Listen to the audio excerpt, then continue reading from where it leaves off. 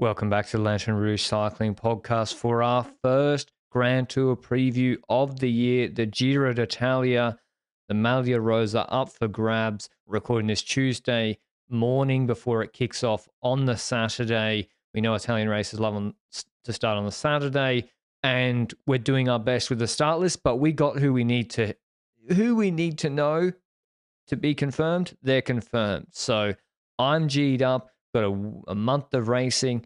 Benji's coming and Luke, our producer, in person in 2 days to Andorra, so we can just watch it on the one TV and make the pod even better. But how are you feeling for the Giro, Benji? Is there Giro fever in Belgium, or would you say it's a bit muted compared to maybe when Remco was returning from his crash 2 years ago? Ooh, interesting. I feel like there is quite a bit of Giro fever. I see a lot of Giro talk on the internet when it comes to the media and so forth. Yeah. Whether it's as much as in the past, I'm not sure. I think at a certain point, people get a bit muted when it comes to the hype of certain riders. Maybe that went a bit downhill, but I would say that Remco's still definitely on the front page of every newspaper going into this Giro multiple times. So whether that's one article or two articles less than usual, no clue. I would say that for me, there's Giro fever. I love the Giro. And especially when there's I don't know, with the Giro, there's always the third week, you know? We'll talk about it later throughout the parkour and so forth, but that third week, once again, has some stages I'm really looking forward to. There's also a stage in week 2 where I'm like, ooh, can't wait until that happens. But what's your Giro fever like? It's good. I can't wait to see. I'm hoping, fingers crossed, those week 3 stages you mentioned, I want them to happen because there will be a historical stage. One of these stages has to be historical, like goes into the archive as all-time great because they are ridiculously hard. And this is how we're going to structure this preview. We are going to do a brief overview of the route rapid fire, just where it starts, where it finishes. And then we're going to do a team-by-team discussion, who their leader is, what their goals are to get out of this Giro.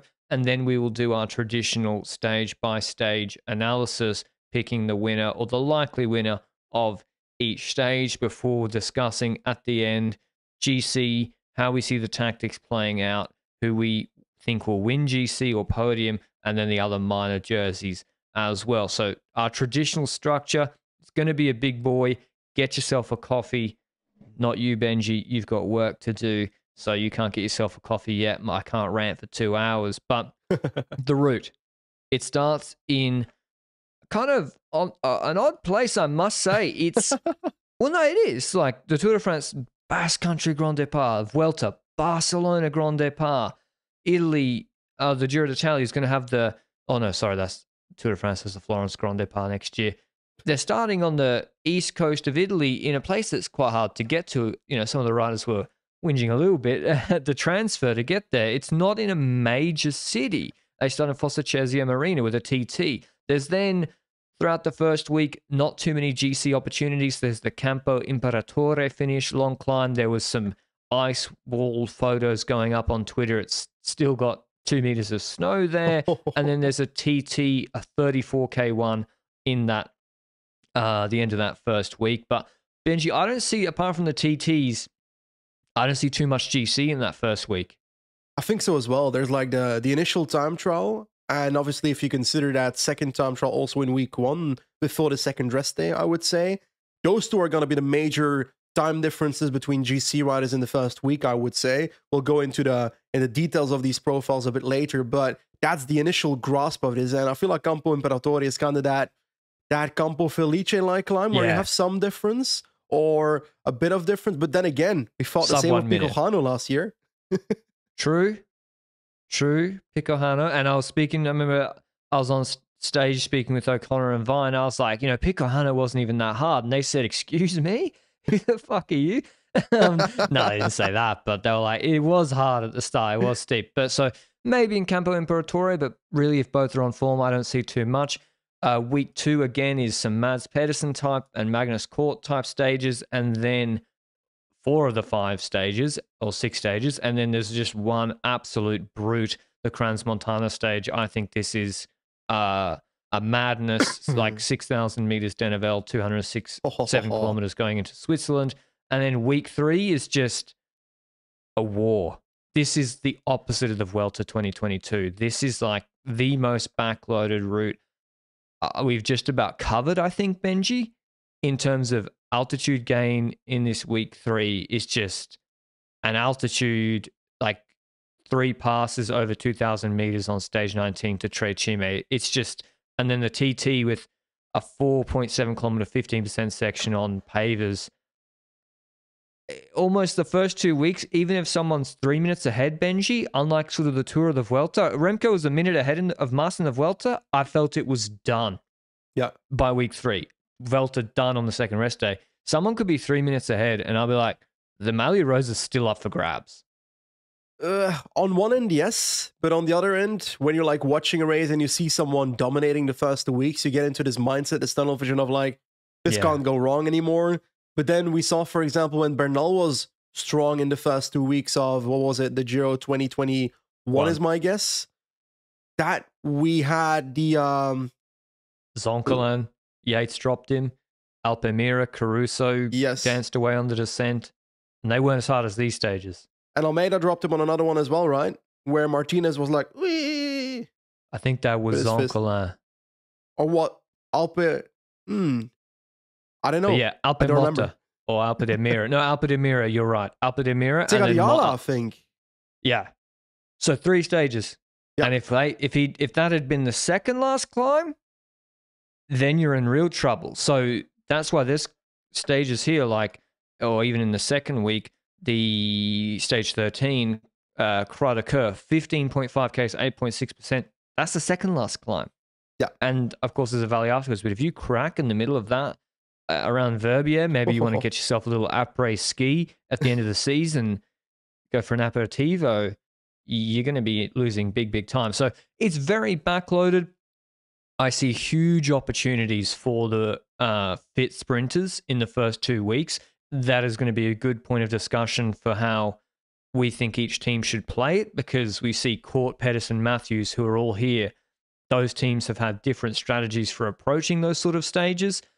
But yeah, I like it. There is a big fear, Benji, that like some of these big stages, there's going to be coverage issues or weather issues. We can't control that, but I do worry that might happen. That's a possibility, but I feel like we should go into this Grand Tour just naively thinking positive, everything's going to be all right. And when the struggle happens, then we complain. We shouldn't complain beforehand about potential struggles, because if the stages do happen, they could be legendary.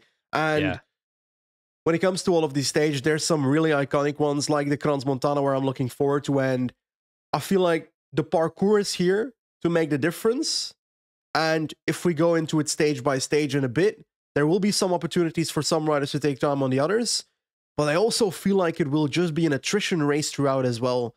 And maybe if you go too hard at the start of the Grand Tour, it might cost you in the third week.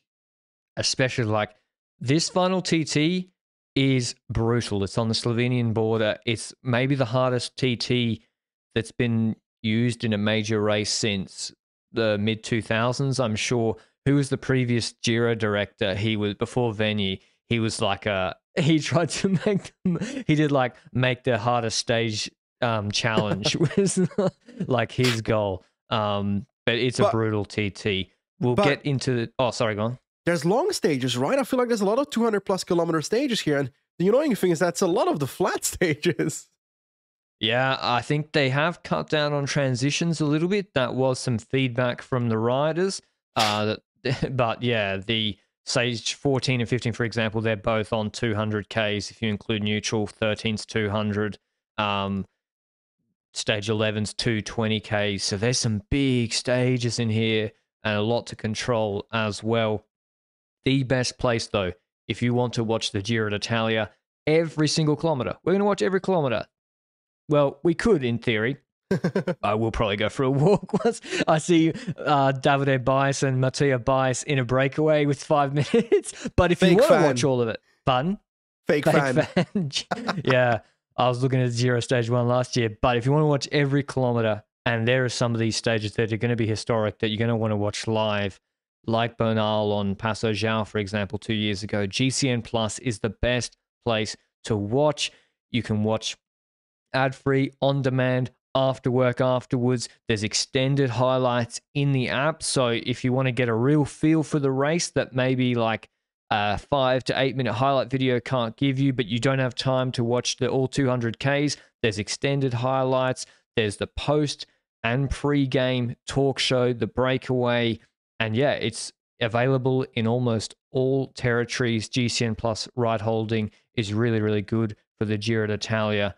And yeah, it's what we'll be watching on when we're back, when you're here in Andorra, Benji, and you can get 15% off LRCP listeners in selected territories, an annual pass that will cover you throughout the Giro and a whole lot of World Tour racing and other minor races like a Tour de Hungary, where Bernal will be, I think, during the Giro for the rest of the year. So go check that out. Thanks to GCN Plus for sponsoring our Giro d'Italia preview. And yeah, I can't wait to watch on the app this Saturday. But Benji, we got to start with the favorite, Remco Evenepoel. He's under $2 in the markets, so he's been given an implied probability of over 50% to win this Giro. Quickstep obviously knew we were recording this preview and they dropped their team, which is very kind of them, on Twitter. And this is their team: Remco Evenepoel, Davide Ballerini, Catania, Cherny, Hirt, Van Wilder, Vavaka, and Seri. Do you think Evenepoel's favoritism is justified over Roglic? And is that based primarily on these TTKs, all 70 of them? Well, if I have to be honest, I think that the bookmakers probably guessed it based on Liège-Bastogne-Liège instead of in-depthly basing it on the Giro. But that being said, I would say that if I compare Roglic and Remco Evenepoel this year, Remco was losing in Catalonia. We saw that the differences were minimal, and maybe with some tactical differences, Remco could have won that race. Yep. It still wouldn't have been easy to win regardless. Let's be honest about it. Roglic was in good form. He's made the comeback from his back issue, then shoulder issue going into this season, then came back at Tirreno instead of coming back in a later phase of the year where he was supposed to come back at Catalonia instead. At Tirreno, he won, but I feel like that was still circumstantial in the sense that other teams made it easier for him to take the GC there by playing fully into his cards, by allowing him to benefit from other riders doing certain things in races. Like, for example, the headwind stage on, was it Sassoteto? I'm not sure about it. That stage would not have been won by Roglic, in my opinion, if it wasn't headwind. That being said, I still think he made a massive progress towards Catalonia because I wasn't expecting him to be that good on the deciding Queen stage in that race against Remco Evenepoel afterwards. I also feel like when it comes to Remco, we've seen this progress throughout the last few weeks where he's been building into the season. At San Juan, he wasn't good. Let's be honest about it, he wasn't good enough at San Juan, but he progressed throughout the year. And when it comes to UAE Tour, he was good. He was on relatively good form. And then we move into Catalonia. He's on a bit better form, probably. And then we move towards LBL. He's looking like extraterrestrial compared to the rest of the peloton in that race. Obviously, because Pogacar also wasn't there. But then towards the Giro, I'm like, he's been building up for longer than Roglic has. Do you feel like, is there a danger where Remco's build-up was too much, or am I just making things up? Nah, he's done 22 race days. Okay. And, I mean, the big risk with doing Liège, I think it's not that you got a hard race day in the legs. The risk is what happened to Pogacar can ruin your season. And it didn't happen. So it's fine. As long as he didn't get sick. I know a lot of guys did get sick or just feeling a bit meh after Liège. He's fine. I would say physiologically, Remco has been outstanding this year, apart from San Juan. And I'm not going to listen, San Juan, he's there so he doesn't get fined. They're there getting a check. Like, let's just park San Juan. It's in January. UAE, the strongest, did tactically, they do some things both in UAE Tour and Catalonia that I think they could have done differently, yes. But physically, very strong. And then when you see these TTKs, I think that's why he's the favorite. And he won the Vuelta last year. Now, the Vuelta was very different. There was not as much TT. There was not as many brutal stages. The third week was very soft. And You know, there were like Sierra Nevada. Roglic gained time when he wasn't in good shape because of the race situation. But the team they brought, no Masnada, Cherney in. I dare say that's a like, and especially because they just announced this on the Tuesday. I think that's a result of Romandy because Masnada was not good in Romandy and Cherney was very good. And I think they're good for climbing. I think it's a good team, Benji. Like, here's the roles. Ballerini is the position you in the last 3K of a hectic finish guy. Yeah. And maybe he goes for his own sprints, but he can also sprint for bonus seconds. Seri is the workhorse. Cherney is the workhorse. Catania is kind of a mixed rider. I think he's actually a little bit weak sometimes, but he's a mixed rider. You then have Vivarka in like the Teish Benoit role, third mountain guy. He can do all the medium mountains. And then Van Wilder and Hurt are the sort of pure climber guys who'll be launching Remco. I think it's a well-balanced team, to be honest. I don't really see any fatal flaw in it, apart from maybe Hirt and Van Wilder's consistency you can put a question mark over. But as a Giro team goes, I think it's very, very good, actually. And I really, the only person I would have probably taken is Cavagna instead of Catania. But Cavagna's doing the tour and he's French, so that's the law. Probably the reason. I will say, however, when I look at a team, I don't know whether Hirt or Van Wilder will be the last man. I feel like Van Wilder might be the last man for Remco on the climbs now. Because Hirt in the preseason, Hirt is never amazing outside of the Grand Tours. He's had a few races last year where he was good next to the Grand Tours, but I would say that he was good. What, sorry? On Laporte in Catalunya, he was really good. Yes, but in the earlier part of the season, I was like, where is Hirt? And then we noticed when he comes to this race, I'm like, I'm expecting Van Wilder to be the man that is the last man to launch Remco. Then Hirt won before, then Cataneo the one before, and then Vervaeke, then Seri. When it comes to Cherney, I also feel like he's important for the brake control. I feel like when I talk to Quickstep riders, I always hear that Cherney's the kind of guy that everybody likes in the team because he's very good at managing breakaways and stuff in that role. And I don't necessarily hear that about Cavagna. So I think it's also maybe the input of the teammates that might have led to Cherney being selected for this race compared to other riders in the team. So looking at this squad, I think it's well balanced. I think they cover every area. And I do like that Ballerini is in, not just because of the factor that he can be a workhorse for the team when he's necessary. Also, when it comes to the basis that he's the kind of rider that can steal bonus seconds, like you mentioned. He's the kind of rider that can fight for that. If they notice that Remco's consistently getting beaten by Roglic in these like intermediate like Van Aert sprints, for Vingegaard against Pog. Exactly. That specific scenario is perfect for that. And I think Quickstep will be a strong team here, and I think it might be the strongest team in the race, but there's a few challengers, Because that's Jumbo-Visma. Exactly. Jumbo-Visma, obviously, Primoz Roglic as leader. That's the obvious one. When it comes to the team, they had some changes when Wilco Kelderman crashed out of Tirreno, to the point where Sepp Kuss is now the lieutenant, whatever your pronunciation is of that word. He's that for Primoz Roglic. And Koen Bouwman is here, Tobias Vos, Robert Geesink, Jan Tratnik, Affini, and Hesman. Now, when I look at the squad, I see Kuss as the final guy, Bouwman as a proper mountain domestique, Vos as maybe Bouwman third. Like that. What, sorry? I think Bouwman struggles.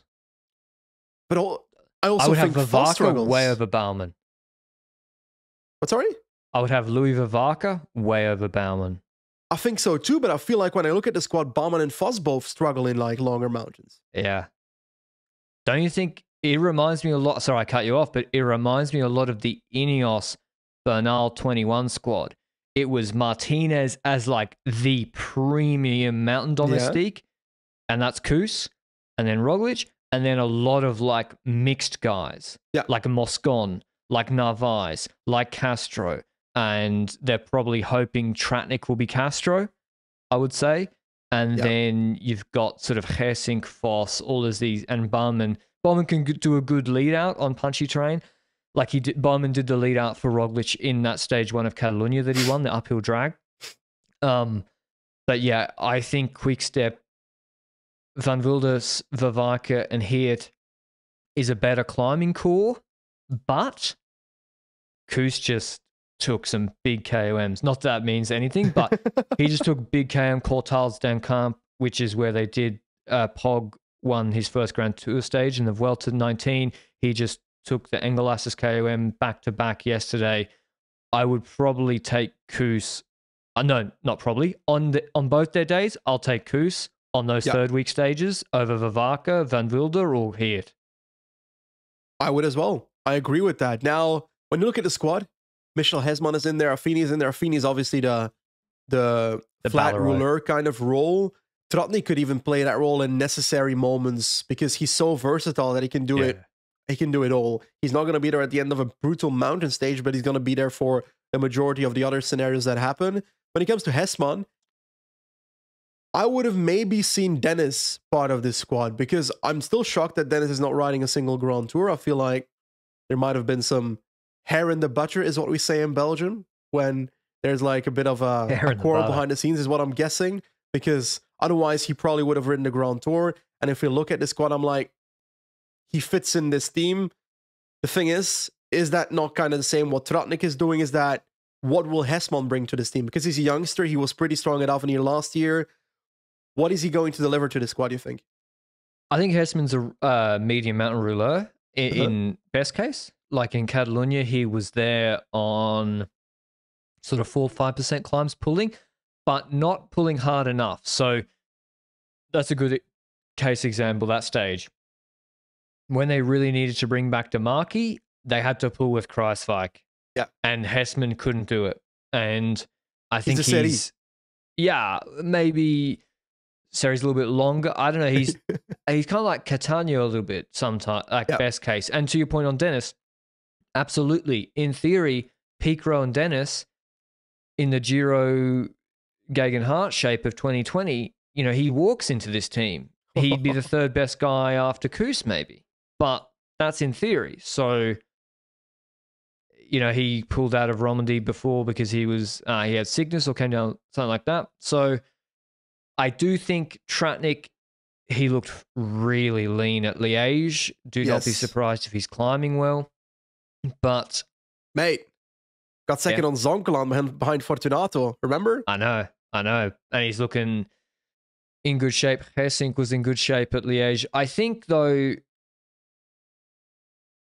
isn't this squad indicative, Benji, of just doing like bringing the best climbers like Rowan Dennis to do a hard lead out for Roglic on the longest climbs is not how they're going to win the Giro, because on a pure watts per kilo basis, Remco's better. And so they brought a more versatile squad of guys like Tratnik and Bowman who can get in breakaways up the road or Foss up the road, guys who can pull a valley, get over a medium mountain. If there's a descent, split, if there's a crash, there's guys who can help Roglic. I think with Affini's really good for that. Affini and Tratnik and Foss keeping front position in those tricky stages. Foss was outstanding in Catalonia.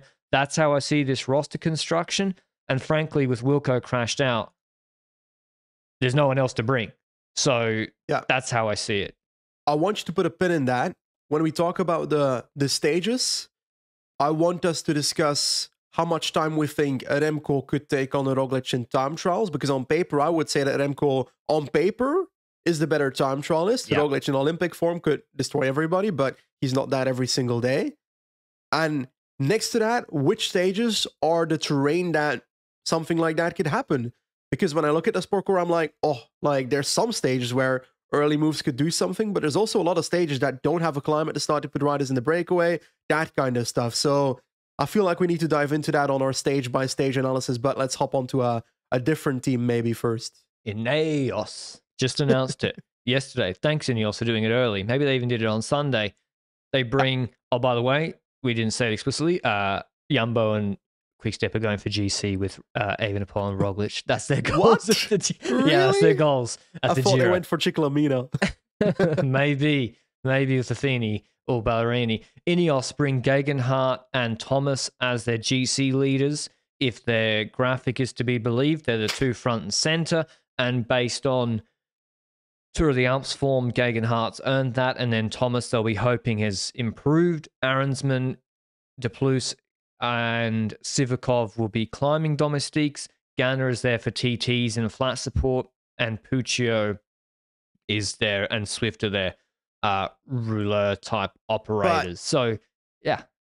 Do you completely cut off Tijmen Arensman already beforehand? Because the first time trial will benefit him over Tao Geoghegan Hart, and they might be like, let's try and keep him up there in GC just as a backup. Unless he gained 1 watt per kilo to his FTP in the last week. Yeah. Okay. I mean, no. Okay. Obviously, he goes the TT, he does full gas and try to stay in GC as long as possible. And listen, I don't think Ineos are going to be going to the front on, I mean, maybe they will for Geoghegan Hart on Campo Imperatore and doing a full sky train and dropping De Plus, Sivakov and everybody. I would say that's probably not the best idea against Roglic and Evenepoel. And so, honestly, Benji, get these guys in some breaks. Like, unless you're somehow in the Maglia Rosa in week 3 with Thomas or Geoghegan Hart, let these guys get in some breaks, because it's not your race to make if you're Ineos. You know, Thomas is 10-1, Geoghegan Hart's 13-1. I'll say Thomas is way too short. His watts were not there. The TT is good for him, but Geoghegan Hart at least had some good watts, and you know you're going to have good watts against Roglic and Evenepoel in the form they're in. It's on the flat, Benji, I think it's a little bit weak. Like, I know Ganna is Ganna, but in a hectic run-in, Ben Swift, I think, has taken a step back, and then it's kind of Puccio is the Seri role. They don't have Affini or Ballerini, but yeah, don't you think hedging your bets, given that they're not the favourites, and giving Arensman to Plus some breakaway freedom, at least in the first 2 weeks, you know, that then means you don't get to the Vuelta, you have 1 Grand Tour stage win and Carapaz wins 3. I think it's too conservative to just keep everyone around Geoghegan Hart and Thomas. At the start, I understand if they do it the first week and so forth, and I think the race will make it clear what to do for them, I think. Because after week 1, they might still have multiple riders up there in GC, because once again, the time trials will maybe give Geoghegan Hart a deficit towards the Thomas and an Arensman, but towards week 2, Crans-Montana and so forth will instantly become clear who of the riders are actually the best climbers in the squad. And maybe even one of the 3 already falls out of GC in the first week on Campo Imperatore if they're in a really bad day. But I would say by the time they reach week 3, by the time they reach those stages where they can send riders in the breakaway to maybe benefit from that, the last spot of week 2, I would argue that they will know what is possible. And if they're on the podium for the 3rd spot, they might keep some riders to secure that 3rd spot to make sure that happens against whoever tries to fight for that podium spot. If it's higher, it's higher. But I believe that I agree. It's kind of like the Mas theory. At first, we were talking about Mas at Movistar as in, put Verona in some breakaways, give him a chance for stages. But then he actually became like a potential podium competitor and an actual fighter for second every single time in the Vuelta.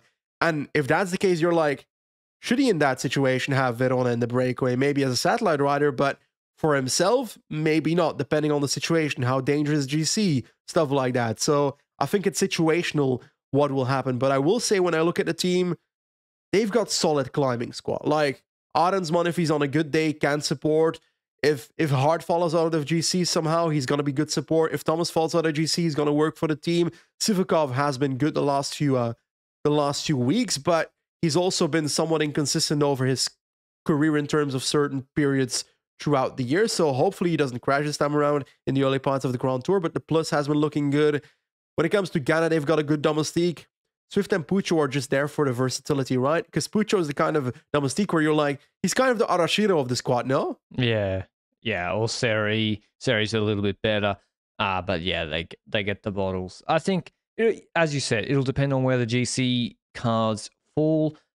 Potentially, unlike Jumbo or Quickstep, they do have a dual GC option with Geoghegan Hart and Thomas. Whether that actually comes into play, I'm not too convinced, but I'm pretty sure their plan is conserve as much time as possible and hope crazy stuff happens in week 3 and they're close enough to take advantage of it. Yeah.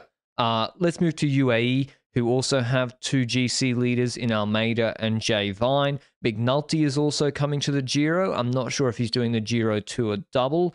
Ulisi and Formulo and Covey, I believe, will be there as well. It's not a confirmed squad yet, but they're Italian and that's the law. And that's the bones of the squad. Maybe Ackerman, maybe Gibbons, but Ackerman's been in terrible shape. He got ruined in Eschborn yesterday. And I think Almeida, to be honest, I think Almeida should be the 3rd GC favourite. Yeah. Based on his Giros in the past, and I think he'll be in good shape, and the parkour really suits him, and his TT's better. I really think, Benji, for them, they got to, well, I don't think they're going to do some sort of like something different where they just burn Vine and McNulty for GC for Almeida. I think they're going to try to keep Vine and Almeida and GC as deep as possible. I think so as well. Those two should be their focus leaders. I fear that they might even try to keep McNulty in GC for the first week, and it's not necessarily a crime to do that the first week, but by the time we reach Crans-Montana and if McNulty drops early, then they should pull the plug already on that idea. Because that is very clear that those 2 other riders will probably be the ones. Now, I don't know what Jay Vine's form is going to be like. We haven't seen him in a while since his knee injury of the UAE Tour, if I recall. You've probably got to... you're probably have his phone tapped to get all your information from Jay Vine here, but what's your take on tonight? Sorry, having a barbecue tonight. Giro send off. I think it'd be good. I think it'd be fine. Okay. I'm not sure what he's been putting on Strava. I haven't checked. I don't really, despite Remco hiding it, I don't actually check Strava that much, except for the Koos one. I was like, oh, that's pretty good. I think he'll be in pretty good shape, at least. I don't think he'd start here if he had if his knee was blown up. So yeah, but I do think if they got 2 GC leaders, I think Almeida's still the 1A. He's done the Giro twice before, maybe 3 times, and yeah, I think Almeida's the 1A. But I also think Vine gets his option at that team, and that's just how UAE have always played it when there's no Pog there. So I don't see why that would change now. Moving to, I think we're getting into, Bora's probably got the other favourite. They bring Vlasov, Aliotti, Benedetti, Dens, Jungels, Kemner, Conrad, Polzer. Vlasov will go for GC. I dare say they'll go for stages with Conrad, Polzer, Aliotti, and Jungels, who won a Tour de France stage last year. Kemner is the breakaway master. I think he's going to go for GC for as long as possible. But I think it's going to be a very, very different kettle of fish to Tirreno and Tour of the Alps. I think so as well. And when it comes to the time trials, he should be good. He should be able to take some time on the riders like a Geoghegan Hart and so forth. But when it comes to the brutal mountain stages, I don't know where he'll reach. And I don't know where Vlasov will reach in those as well. They're kind of 2 riders where on paper, they're going to burn a bit on those stages. I might even trust Kemna in some of them more than I trust Vlasov in some of them, which is a weird thing to say, knowing the history and Grand Tours between the two. But it's kind of similar to other teams. Like we look at Bahrain and we've got Caruso, Butrago, Haig, Mader, and a bunch of supporting actors like Suterlin, Pascalon, and Zambanini and Milan, who will probably look after themselves most of the time because Milan will probably want to sprint on other stages and so forth. And Pascalon and Suterlin are a sprint train, I would say. When it comes to the main 4 climbers there, it's a similar situation to Bora, I think, where we're not sure who will pop up to be the strongest one of them. On paper, Caruso will be good in the time trials. Butrago, actually don't know if Butrago can time trial. I generally have no clue. TT. Yeah. I doubt it's good on the Bahrain setup.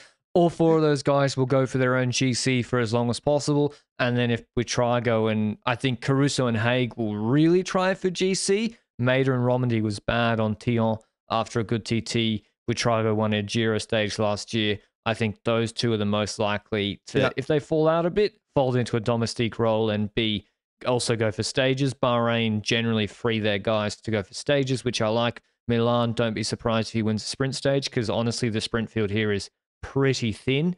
But yeah, that's what Bahrain will do. Alpecin are going for, I think, Groves for the sprints with a long lead-out train, and Aldani, who's won a Giro stage before, I'll speed run them. Astana, though, Benji, they bring Velasco's won. It's a pretty good team. Like Velasco won the Valenciana break. Dombrowski looked good in some maybe Tour of the Alps or something. Battistella's okay. Cav here though, no Bolt. Why did they sign Case Bolt to never send him to races with Cav? Absolutely no clue. Genuinely no clue. I recall there being something with similar agents or same agents throughout certain signings, and I think Bull had the same agent as another rider, so maybe he had the same agent as Cavendish. I actually have no clue, but I will say that Cavendish has a chance to win a stage on this list of riders that's here. That being said, we're talking about sprinters and we're talking about Astana, we're talking about Cavendish and so forth. This is strong steam, like Velasco and so forth. Those are riders that will be able to be in breakaways and so forth. Battistella as well, strong rider to do that. And I've probably skipped a few in that list as well. But I would say that the sprinter I'm mainly looking forward to, Gaviria's here and so forth. But Mess Pedersen, it's not confirmed to start the stuff Trek, but on paper they are here with Pedersen, who said that he was going to ride every bloody race in the season before the year. So on paper he's here. And if he's here, he could actually win multiple sprint stages with a Kirch lead out. And he's won a stage in the Tour and the Vuelta last year, so he can make it all three at this. Mollema too. Oh, really? Mollema as well. I hope I think they will send a better versatile team for Pedersen, because last year in the Vuelta they sent like 4 55-kilo guys to chase breakaways in the medium mountains. Yeah, poor Juanpe and Kenny, not their fault, but yeah, I think Alex Kirch will be hoping he gets a bit of help for the lead-outs for Mads Pedersen. We also have a very similar team in Jayco, who bring Matthews in that role, Demarchi for breakaways, and Zana, I'm not sure, and Dunbar as their GC guy. They're not bringing Harper, even though he was at Romandy, quite strong for Dunbar. That's curious, but that's their team construction. Maybe too good. Maybe. Tour de France. Yeah, Harper's good. DSM, Leknesson for breaks, and Dainese for a sprint stage. And mate, I will slap on the table. Max Poole should have been here. 20-year-old, let's jump him into the Giro. Why not? Well, I mean, no Bardet, no Poole. Maybe Poole is going to do the Tour de France? Nah, Vuelta probably, I guess. I mean, yeah, to be frank, their team is not that good, but they still have an option for a stage with Leknesson from the break, and Dainese, I don't think he'll win a sprint stage. He all the stars aligned last year.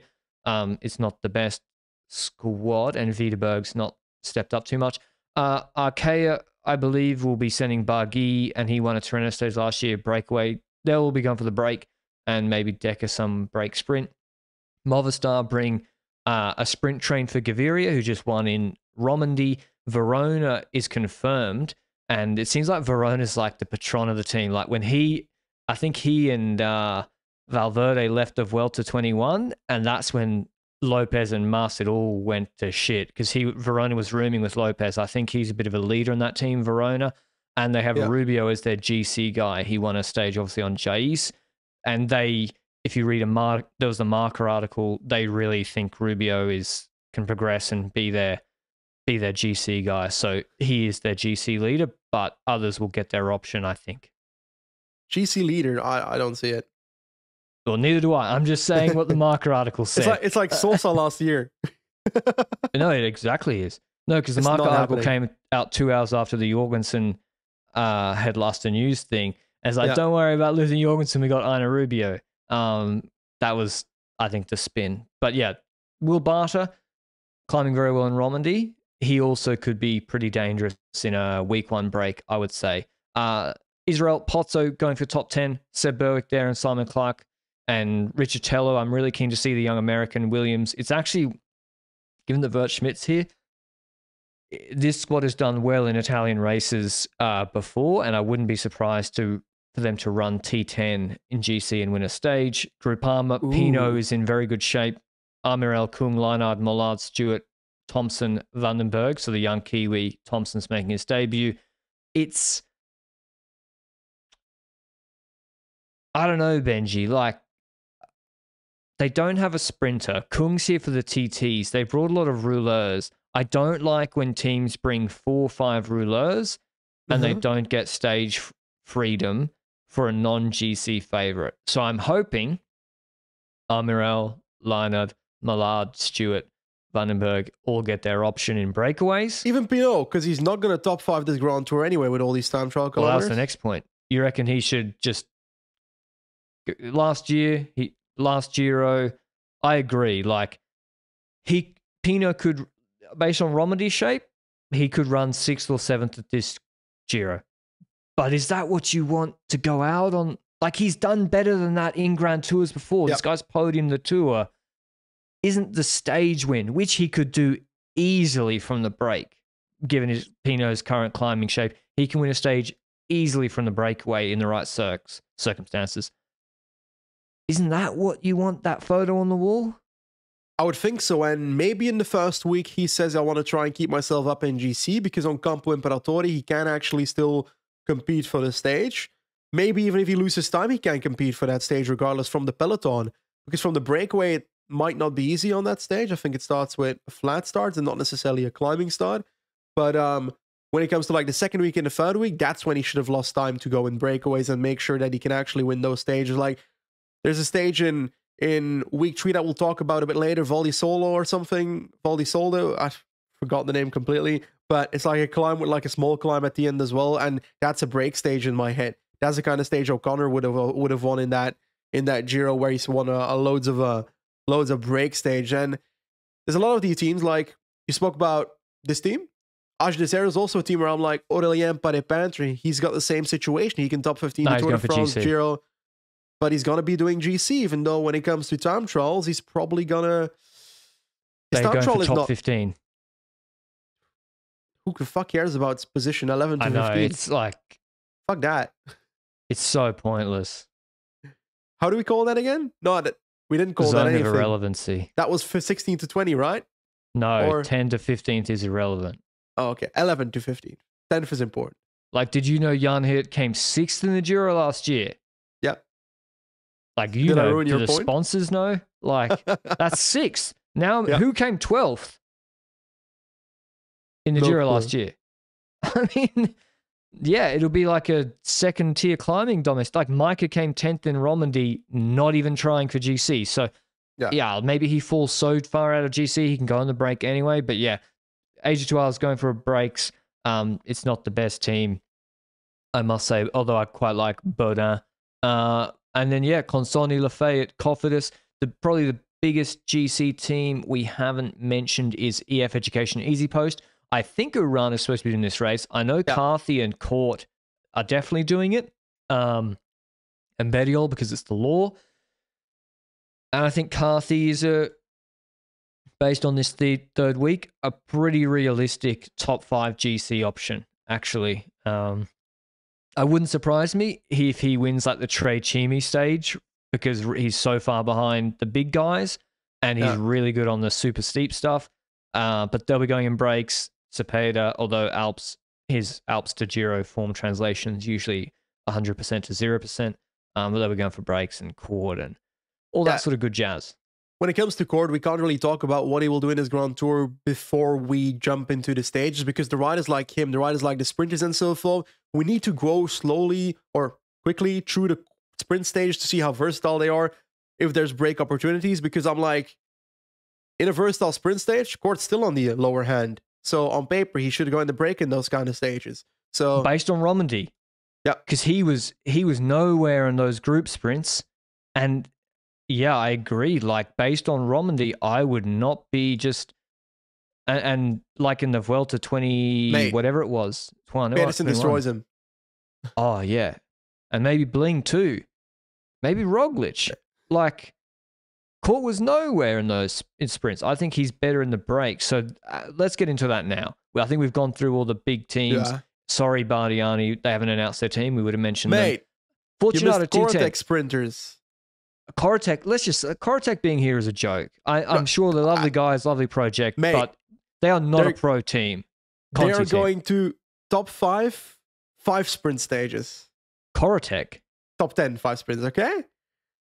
They have with Tivani Herman Tivani. and Attilio Viviani, and together they've top 10 5 San Juan sprints. So I believe they're going to do 5 top 10s in the Giro as well.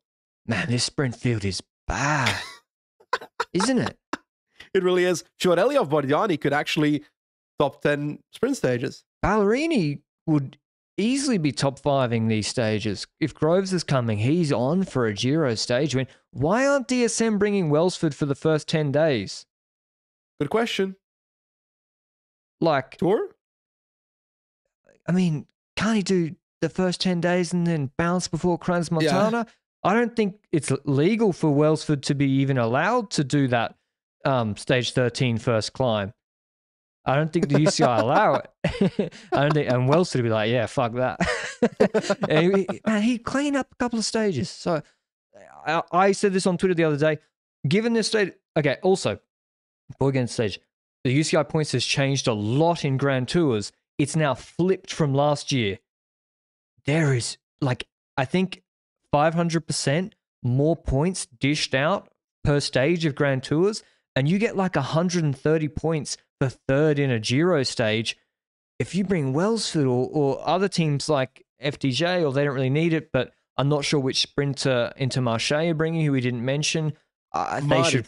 They should bring. They're bringing Bonifacio. I would bring Herben Tayson for points, because there's big points on offer here, and the sprint field is dire. Herman to the Tour, my man. Yeah, and this is the second part of my point. Why don't you just abandon, like, these teams? Jumbo, Ineos, Quickstep, they can't afford to just burn a rider and have one less for the last week. They can't do that. But DSM, like, can they do without Martin Tuschfeld and put Welsford in? If they don't have Tuschfeld on the third week, can Intermarché do without Batelli?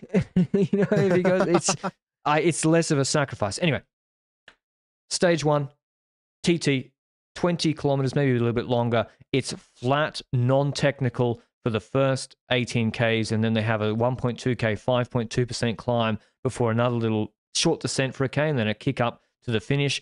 Ganna will be the favorite, but he's not. First of all, Ineos TTs haven't blown me away so far this year. Second of all, Ganna's not also blown me away so far this year. And the uphill kick at the end, he still will be the favorite. He still should win, but I think the gap to Evenepoel and Roglic will be really small. I think so as well, and especially with like the small hill at the end, that might even favor them a tiny bit more. But on the flat part, on paper, Ganna should be very competitive. Yeah. I think Ganna wants to win at least one time trial in this race, if not more. He wants to win both time trials, but I don't think it will be as easy as in the past. And no, I would say it's between Remco and Ganna for this time trial. But this is also the kind of time trial where Roglic can still compete. But on paper, he should be losing time to Remco, I would say. But remember Basque Country? Exactly. I think it was harder. Basque Country last year, was it? Yeah. The opening TT, Roglic beat Remco by a reasonable amount. And I do think it was punchier, because I'm just going to guess it's in Pace Vasco. So I think Ganna wins, but I think the margin is tiny, and this will be really, really tight. Maybe Tobias Foss wins. Who knows? Yeah. But it's non-technical. I'm going with Ganna though, Benji. Someone will write these down, so we got to do it. It's the rules. We've been doing this for 3 years. Ganna wins stage 1. I'm gonna go with Remco because you went with Ganna and I'm Belgian, so I have to select the Belgian card, or I will be kicked out of the country, and I don't want that. So I guess we'll win with Remco Evenepoel on the stage. I mean, they haven't kicked you out yet after all the things you've said in the past. I'll do evens, you do odds, Benji. Stage 2, 204 Ks. It's a sprint stage. This is why, this is just a long, boring sprint stage with the Bice brothers in the breakaway. There are some medium mountain climbs, but they're with like 80 Ks from the finish. No concern to anybody, or shouldn't be at least. It's why teams should be sending their best sprinters, Groenewegen or Welsford here. And yeah, I'm going with Mark Cavendish, Benji. Okay, I'm going to go with Mats Pedersen because I trust Kirch as lead out a lot in this race. And I feel like Pedersen is going to destroy sprints, even though they're flat sprints. He's going to do so because of Kirch's lead out and Hole in that lead out and so forth. And that combination will be brutal on the majority of sprint stages and might even be more favorable on the hilly ones, I would say, the more punchy sprint stage. And if we talk about punchy sprint stages, I'm not sure stage 3 fits under that. It's hard, isn't it? It's a really hard parkour, actually. It's like the last 30 kilometers have the hills while the rest of the stage is completely flat. And it's a 6-kilometer climb roughly at 6%, then another 3 kilometers at 6% after a small descent. And then we've got about, if I had to guess, 20 to 15 kilometers of descending and a bit of a ramp towards the finish line with a flat finish is what I'm looking at. And when I look at this, I'm like, is this okay for Pedersen? Can he get over this? And I'm like, the best Pedersen gets over this. But will he be at his best because he's done all the races this season? It's another long stage. And again, sorry, we're on the eastern coast of Italy here. We're going to work our way around town from Vasto to Melfi. But it's one of those ones, Benji, where, yeah, if the GC guys don't go mad, Pedersen should make it. Now, my question is, does Remco or Roglic try something here? Because this is kind of like this finish, that Vuelta stage that Fred Wright crashed Roglic out of. It's kind of that uphill drag, and, that wasn't the finish really that hard, and it depends if the GC guys really go for it.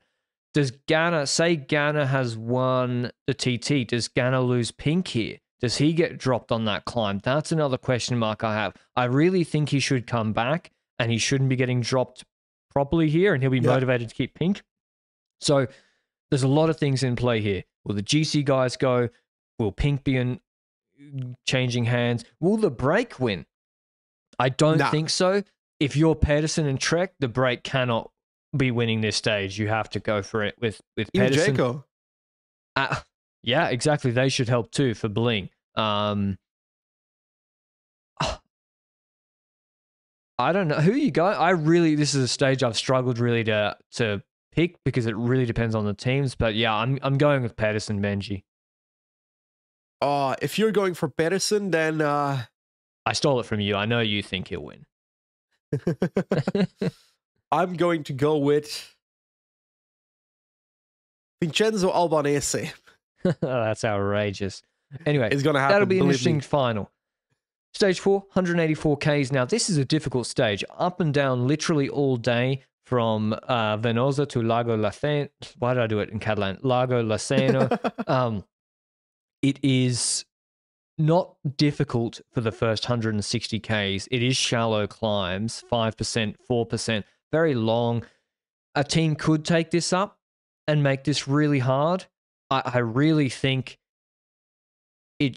this is leaning 80% breakaway to me. The last 4.4 Ks of the climb are at 8.5%, 9%. That is difficult. But then there's a 4.5 K flat plateau at the end. We're not at altitude.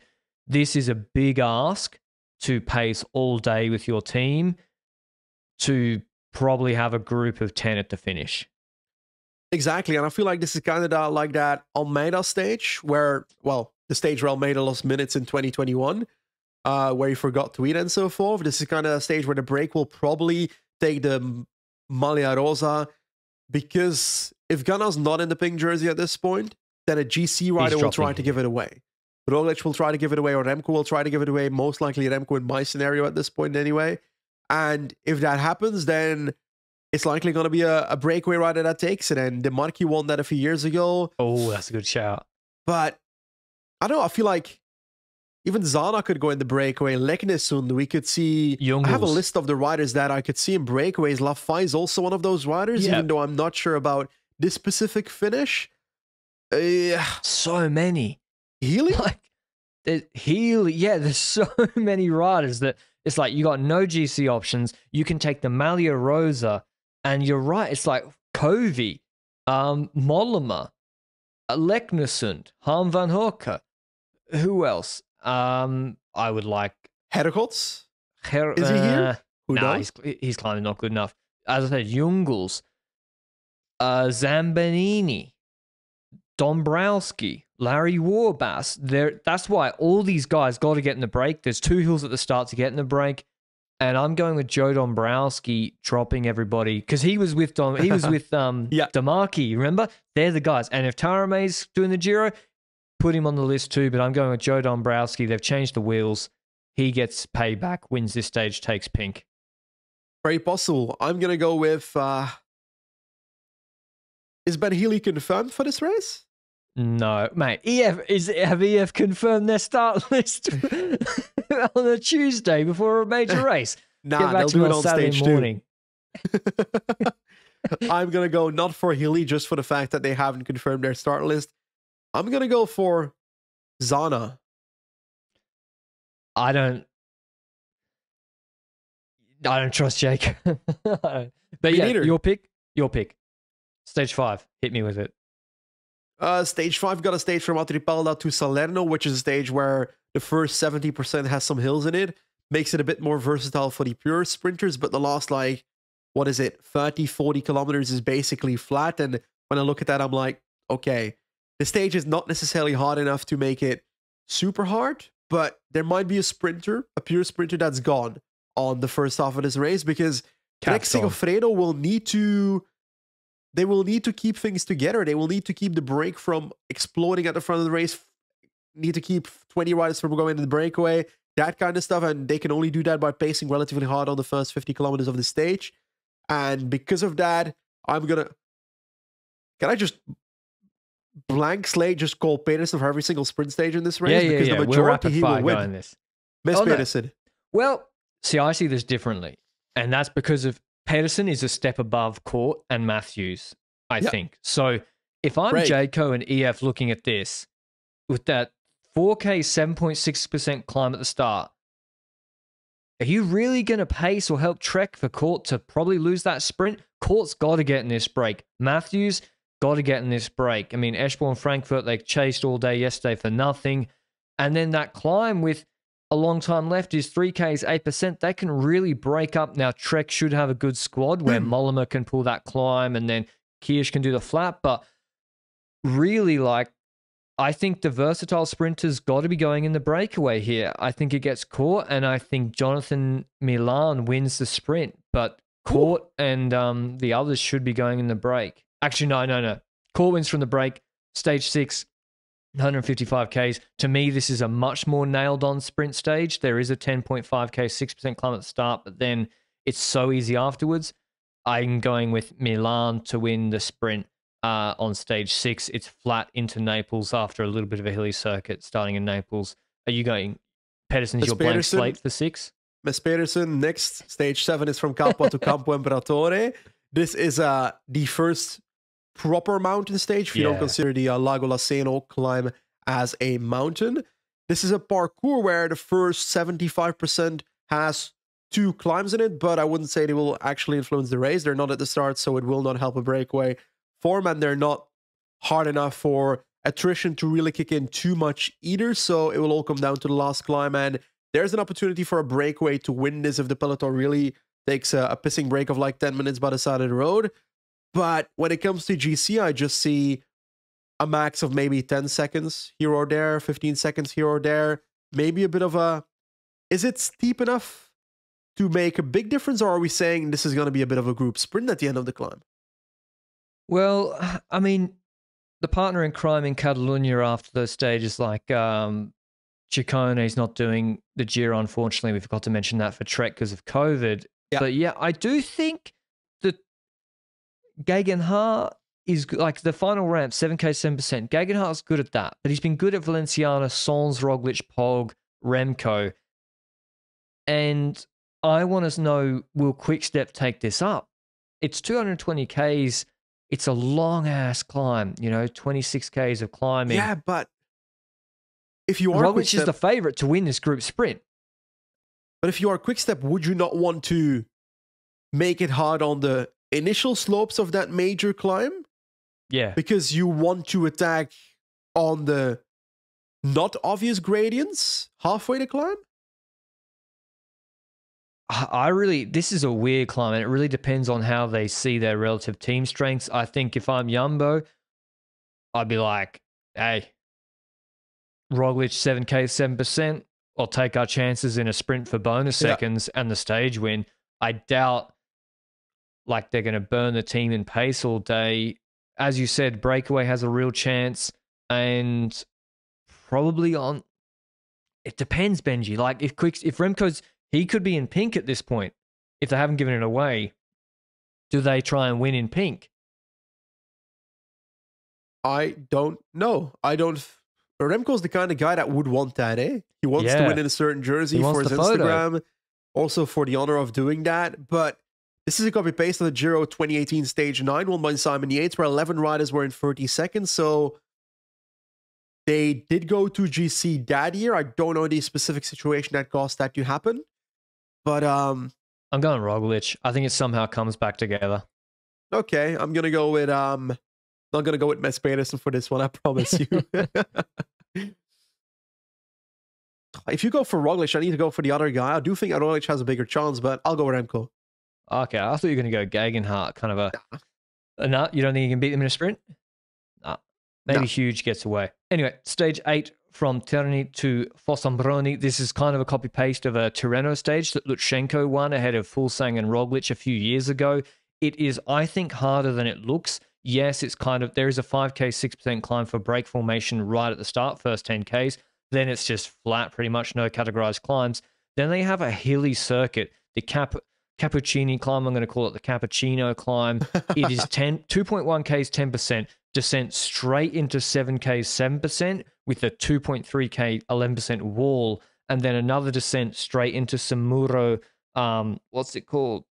Monfelicino, 800 meters, 11% descent, and then the Cappuccino climb again, 2.1 Ks, 10% before the finish. I don't know how technical the descents are. It certainly could be a Bettiol Campenaerts type stage from an Oldani, but I think these gradients are quite steep. And Roglic from Emilia, Almeida. Would it surprise you if Bora took this up? It really wouldn't surprise me. But it also wouldn't surprise me if Quickstep takes it up, for example. You reckon? It wouldn't surprise me if they do that. Now, when it comes to the initial breakaway, I think that the breakaway still has a large chance of winning because it's a long stage to control. But when I take a look at the final, it's really hard, that Cappuccini climb, for example. So it wouldn't shock me if Remco tries something on this parkour. And maybe they try and make the first 2 of these climbs with the last 4 hard, and then see if he can make a move on the second last climb on that small hill, or whether he actually wants to go all out on the Cappuccini climb to try and thin out the herd. I don't know, but I see possibilities. I think this is going to be a GC foray. I think teams are going to think, like Bora tried on the stage 14 Torino stage last year. Gasparotto's their DS. They like to just all of a sudden start pacing hard. They also can throw Kamna up the road or Vlasov. I think 2 or 3 GC teams are going to think they have a chance here. And I think if a small enough break goes, you can control that with, Nico Denz, Seri, Hessman. So this stage, I think, will be GC time, and we could have moves. Now, it is before the second time trial, 34Ks. Now, how that plays into teams thinking, do they want to conserve before the TT? Who am I going with? I'm going with Victor Lafay from the breakaway. Victor Lafay from the breakaway, he says. I'm going to go with... After all I said about GC. I mentioned Bettiol for this, but I'm going to go with Healy, even though I'm not sure he's going to ride this race. I'm going to go with Healy nonetheless. This kind of the parkour, I feel like his skills fit the best, but yeah. He's good in Settimana. Italian circuits, this is perfect for him. I think so as well. Now, you're right. We go on to the big time trial after this. It's above 30 kilometers. It is completely flat though. So on paper, the pacing strategies throughout will be relatively similar. Is it a technical parkour, or do you not have a clue on it? I don't think so. I don't know if this is the bike path one or if that's the stage 1 TT. That's one. One? Okay, this isn't technical, I don't think. They do go into a techno gym village from the coast, from where What in is the that? north. Yeah, it sounds kind of a dystopian industrial estate. So maybe it look like a, yeah, it's probably not the most attractive finish, but I'll reserve judgment. Anyway, I go for Remco here. I have to go for Remco. I think Ganna will be a little bit less. I know it suits him in theory, but I think the Shepdal Scud gets this done. I think it's very possible, but the question I want to ask you now is we've spoken about it a bit when it comes to the GC fight earlier. How much time can Remco take in time trials in this race? Will he take time in time trials? I mean, yeah, he should. He should in theory.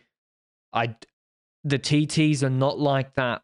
That Olympics parkour was very specific, where it was, yeah, and we don't really have that. We basically have two flat, pretty much, apart from a punch TTs, and then a mountain TT. We don't have like a hilly up and down TT, where I think Remco loses time in corners.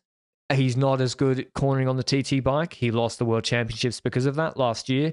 And so these TTs suit him more, I would say. I haven't walked this course, but that's why I think, I don't know, I would say 30 seconds over 34 Ks. It could be up to a minute, but me saying 30 seconds is saying that's Roglic doing really well. I think Roglic should be doing really well in this TT, but that still means a 30-second loss. Yep. I agree. It's difficult to predict, because we don't know which Roglic we're going to get. Are we going to get the Olympic Roglic? And it's also in the earlier part of Grand Tour where I trust the Roglic TT more than in the last week, for example.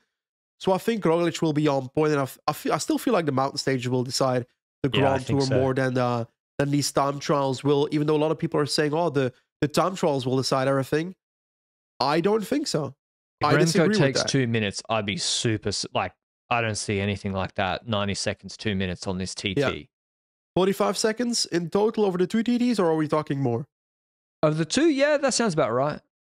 Yeah, because stage 1, that TT is good for Roglic too.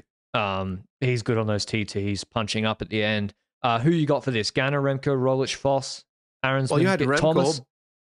You had Remco, but I'm also going to go with Remco because otherwise my narrative of the storyline so far doesn't really work out. But hey, that's the time trial, and that is when the first rest day hits, right? It is indeed. That's when you jettison back to Belgium, Benji.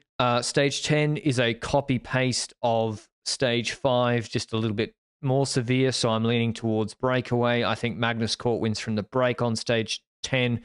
It finishes in Via Reggio. It's like climbing for the first 82 Ks. Controlling that will be an absolute nightmare. So I think this is breakaway with versatile sprinters. Should Trek also put Pedersen in the break on this stage? 100%. And Matthews. Cort wins the stage? Yeah. Okay. We agree on that. On to stage 11 then. Even though I said I was going to give Mats Pedersen every single flat sprint stage. You can give him this one. I'll give him this one. Camaggiore to Tortona, sorry, is a kind of stage where there's 3 hills in it, but on paper they shouldn't be hard enough to drop the likes of Mats Pedersen, but the Mats Pedersen of the world might be trying to drop the Mark Cavendish of the world. And if they do that, then we're probably going to see a sprint at the end. I'm going to switch it up. I'm going to go for Groves. I'm going to go with Pedersen for stage 11. Stage 12 from Bra to Rivoli, 180 Ks. This is, again, I think it has to be a breakaway stage. There's a collection of medium mountain hills at the beginning. There's then in the last 25 kilometers, an 11K 6% climb with 5Ks at 8.3% before a descent and a flat finish.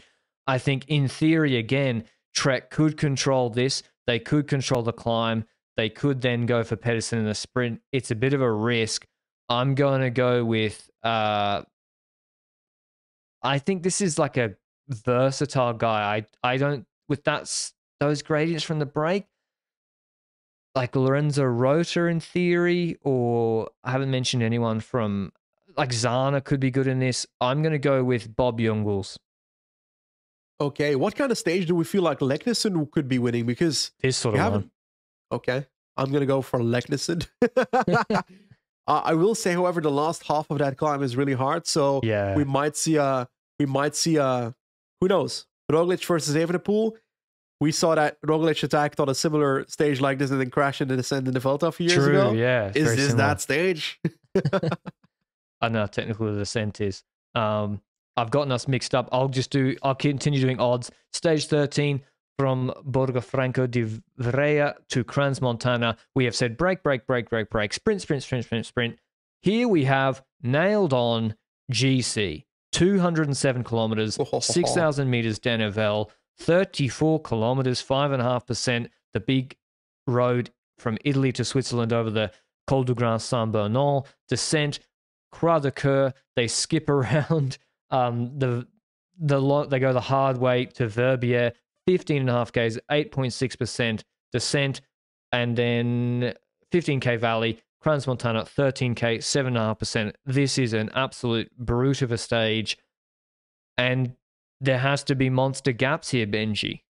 Yep, this is the Queen stage maybe of the Giro. There's multiple Queen stages available if you look at the parcours, but this is one where I'm like, damn, there's a lot possible here, and there's also a lot possible where you're like, ooh, will they attack early on the stage? The Croix de Coeur is the climb we saw in the Tour de France last year, where attacks were happening on the Croix de Coeur, even though it was the second last climb, and I'm like, this is a very hard climb. This is one of those where it's one of the hardest second last climbs we've seen in Grand Tours in a while, and differences can be made on this climb. But will the situation in GC be available for that? Will Roglic be willing to throw it all on the table on a stage like this? Can they put satellite riders in the breakaway early on in a stage like this to make sure that Roglic can try and attack towards that satellite rider on the Croix de Coeur or something, and then in the valley they try and benefit from that satellite rider? Those are the kind of strategy you think about when you look at this parcours. And can an Remco do that if Roglic is in GC? That's a bit more questionable, I think. I think Roglic has more the team for satellite riders than Quickstep does, but I don't know, man. Attritional Saint Bernard, Croix de Coeur will do something. If nobody attacks on Croix de Coeur, I'm gonna be in a depressed state that evening. I mean, even Grand Saint Bernard, 18.3 Ks the final ramp, 6.5% average to 2,470 meters altitude. That is hard, and I know it's the first climb of the day. Like, anything could happen in this stage. I'm gonna go with Vine winning. Ooh. Okay. And he's partnered with a GC rider ahead of him, and there's some sort of arrangement. Okay, this is where we clash, I'm afraid. Joao Almeida wins the stage. I was gonna go Almeida. I wanted to pick one of the two UAE guys. I feel like there's this situation where, yeah, like the draft still matters on these climbs. We have that valley, and yeah, it's. I think one of Remco or Roglic is going to lose time on this stage, based on pure watts per kilo. Remco is better on the longer, but. And listen, I've been a Remco booster for whatever since 2018-19. We ain't seen him on a stage like this. The Vuelta didn't have anything like this. There is still that question mark. I think he'll be fine. I don't think he's just going to crumble because there's some kilojoules. But I think there's some sort of alliance. And yeah, I go Vine, you go Almeida. Stage 14, Benji. This is such a classic. This is like a Vuelta stage. This is like it's also just a Giro stage. The Giro does this all the time, where you've got like a completely flat stage, and then there's like a proper climb in the first half of the race. Talking about a proper climb, we're talking about, would this be a first? It's an HC climb. It's 20 Ks, 6.6% to over 2,000 meters. That's fucked. You're right. Do we see an attack of Remco in Silfor 110 kilometers before the finish line? Do we see an OTL here from a sprinter? Ooh, maybe. Cav's gone. Cav could be gone. But who will get over this climb with the top riders? Pedersen. Break? This is why Ethan Hayter should have done this Giro. If you take his Tion climbing form and he goes in the break here, like that break he'll be pulling that breakaway, and then he can climb better than Pedersen. Now, I don't know if Pedersen's in, Pedersen made the base of Col de la Loze in 2020 Tour de France with Port. He came back on the descent. I don't know. This is, how long have they got? They have 120 Ks to catch the break. So it depends on the team Trek Send or Jayco. I'm leaning towards. I'm gonna keep going with my Velasco not good enough climber. It's gonna be a sprint. Pedersen. Okay, I'm gonna go with Magnus Cort Nielsen break, even though I believe it's gonna be Pedersen. Fair enough. Stage 15, the last before the second rest day, 197 Ks. These are some long stages. We've only had one proper GC day in the second week, by the way, but a decisive one, as we said. We're in Lombardia now, from Seregno to Bergamo. It is up and down all day. This is the Bora Hansgrohe trademark too. We have medium mountains, 12Ks 8%, 12Ks 5%, 5Ks 7%, then a nice climb, 10.8K 6.2%, before a little punch at the end of 1,300 meters, 7.3%. This is where you could theoretically also play numbers if you still have them, because the climbs are not so hard that Remco and Roglic can just put a minute into you. And then there's valleys in between where those two, whichever one's in the lead, they don't just want to pull, chasing Gegenhardt, chasing Kamna, chasing Vine or Almeida. So I really see this as a 2GC. If you have one still close enough, play it here because of the characteristics of the parkour. Will it succeed? Probably not, because Quickstep are very strong, to be honest, and with their team controlling. But it's a nasty stage, Benji, where it doesn't look like there could be big GC gaps, but there'll be stress, and I think someone will actually lose time on this stage. I'm going to be super boring. I'm going to say this is going to be a nothing burger. Because I fear people will be like, oh, Bondone is coming tomorrow. True. No, rest day. Is a rest day before Bondone? Yeah. Oh, then they're going to go for it.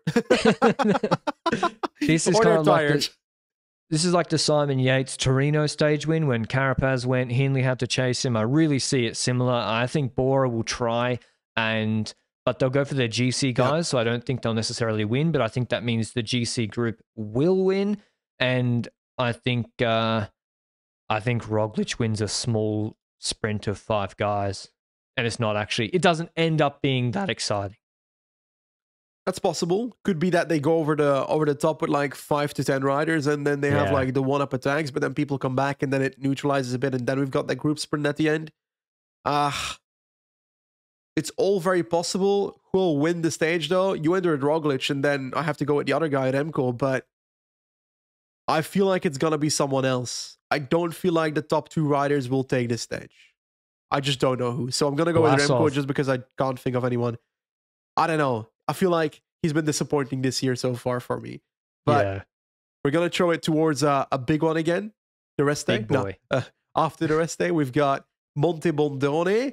This is a stage where in the initial Giro parkour preview, we were like, this is an overrated stage? That's what our initial reaction to that. I've changed my mind. I've also changed my mind in the sense that on paper, it's not the stage where I see early action happening. I don't see people necessarily moving early on a stage like this. I think it's that kind of attrition mountain stage where stuff will happen on Bondone. But then you look at Remco, and he's the kind of guy where, will he wait to attack until the Bondone climb? Probably, because I feel like Quickstep had disappointed in trying to figure out ways that aren't unexpected for opponents. No? Oh, you like their strategy is just line them up 1, 2, 3, 4, pace as hard as you can until you drop, and then Remco goes. And also, what they do. Also, when it comes to LBL, their plan initially, according to the interviews, was that they were going to go on La Redoute anyway, even with Pogacar there. And I'm like, that probably wouldn't have been the best strategy if Pogacar is there. And then I'm looking at other races, and I'm like, could have been a bit more inventive in trying to figure out ways to destroy your opponents here. Yeah, I think that's right. And also, we don't, after the second rest day, this is a brute of a stage. This is like 6,000 meters Denevelle, and the last 8Ks of Bondone after 200 kilometers is 8Ks at 8% average. Now, it's not the high altitude, but it's still a 20K 6.7% climb. That's 50 minutes plus. But Paso Santa Barbara, 12.8 Ks, 8.4% to start. That is hard. Like, Yeah. that is a hard climb. And I don't know. It really, well, I actually don't have too much insightful, frankly, to say about these third week Giro mountain stages. They're super hard. Whoever has the best legs on 50-minute Yeah. climbs and after 5,000 kilojoules will take time, and your team can help. They can help you set it up. That's for sure. Koos, Van Wilder, Almeida, Vine, they can all do that. But I don't see Ineos doing some masterclass where Gegenhardt goes on Paso Santa Barbara and then Thomas sits in the wheel and then he drops Remco and Roglic afterwards, unless they're injured. I just don't see it. And so I'm going with Almeida for the win on this one, choo-choo style. Okay, I'm going to go for, like, I don't feel like Break can win this either. Even though No. then last year we saw Covey win the final mountain stage in a way where I was also not expecting the Break to win it. So, for example, if an Arons one is in a breakaway or gets an opportunity and he should go on the break here. Yeah, that kind of rider I do see competing from the breakaway like he did on Sierra Nevada, because on Sierra Nevada I also thought the break wouldn't necessarily be winning that stage. No. But it's probably going to be a GC rider taking it. I'm leaning more towards Roglic than Evenepoel when it comes to these brutal stages. Yeah. See, after La Molina, like, that was the harder stage. I mean, we'll get into it in a second after we do the stage. But it's Catalunya, mate. I know. It's my home race. All right, stage 17 from Perinha Valsugana to Caolole. This is a pure sprint stage. We'll probably have like one pure sprinter left, and I'm going to go Jonathan Milan. You go Pedersen. I'm going to go Pedersen. 18 Benji from Oderzo to Val d'Isoldo. Run me through this one. Is this the overrated one? Pardon? The underrated one. Yeah, sorry, is this the overrated GC stage, stage 18? Will they all be looking at Tre Chimi the next day and thinking this isn't the one to go? Yeah, this is a break stage. Pinot wins the end. Oh, okay, so I'll run through 13.5K, 7% in the first 40Ks. Break will form with Dombrowski, Pinot, all those sort of guys. And then who's going to control it? Because the finish is 9.5Ks, 8%, descent, 6Ks, 9%. That is steep and hard. Now, there will be gaps, but are you going to control the middle 2.5 hours? I don't think so. And if you're quick step with that 2.6K, 7% finish, that's screaming Roglic punch to me. So, yeah, I agree. I'm very angry that you jumped the gun and went Pinot, because I would have. We'll share him. All right, we'll share Thibaut Pinot. You get his left half. I get one goat. Stage 19, this is a beast. Longarone, we're in the Dolomites, by the way, in the northeast of Italy. 181 Ks, finishing in the famous Tre Chimi di Lavaredo to Refugio Aronzo.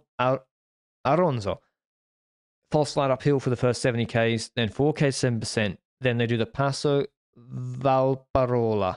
13.3K, 6% to 2,200 meters. Descent. Little climb. Passo João. 9.8 Ks, 9.3% to 2,200 meters. That is the climb Bernal destroyed everyone on in the rainy stage of the Giro 21. And that descent into Cortina d'Ampezzo. That's where they stopped in 21. Here, they then do Tre Chimi. Passo Tre Croci, 8.2K, 7.2% descent. Then there's a wall. There's like a 3K, 11% section at the base of the last 9.5 against 7% climb up to 2,300 meters. This is, if you drop on João, you are fucked. Because there's over an hour left. Like, this is a beast of a stage. It's actually crazy if you look at the stage. And it's the kind of stage where we always fear about, is it going to be fully visible and so forth? But I would say that this gives me Nibali vibes, because I recall that he won on this stage in the past, and I'm always hyped when I recall that. He might not have won the stage, but might have been in the Giro that he won. Hopefully I'm right, because otherwise my Nibali facts are wrong. I think you're right. I think Contador did something on Tre Chimi before. Yeah, I think Rojano was in this Giro as well, the guy that was with Contador on Etna as well, and then Rojano got banned for... Anyway, let's get back to this stage. This is going to be a brutal mountain stage. This is going to be a decisive stage. Time will be between the two favorites. There will be one finisher, a solo finisher at the end, is my take. And that rider is going to be Joao Almeida. You reckon? Yeah, last week Almeida's coming, man. Facts. You know how I always make the joke? I'm like, oh, if the climb was just 10 minutes longer, Almeida would have won by 2 minutes. This is that. Yeah. Just the climbs just keep, the stage just keeps going. The stage you're referencing, Nibali did win. Now that was a lot easier. It was flat for the first 180 Ks pretty much. And he put 1 minute 30 into Evans on a much easier stage. They did no climbs pretty much before Tre Chimi in that year. So Evans lost a GC position to Nibali in 2013. This stage is obscenely hard before. And have I picked anyone? You have not. GC Koos. Get the fuck out. Koos wins. Okay. Is he I gonna don't just know how. Maybe Roglic has crashed out. Maybe I think Koos. Mate, if Roglic has crashed out, the only scenario in which Koos wins is if Roglic is there. Because if Roglic crashes out, then Koos will attack early, go a bit too hard, and then he'll drop. UAE Tour style. Nah, but this is like Koos is when people say pure climber, that's Sepp Koos. Like, look at his riding position. It's very unaerodynamic, kind of like Pinot's. He's very good descending, and he's very good after ridiculous fatigue. There's no flat on this. It's all descents, long climbs to altitude. I think that's him. But yeah, I agree. Probably won't. You were mentioning the factor of like, oh, if Roglic has crashed out, how do you see the crash probability between Roglic and Remco? I don't think it's too dissimilar.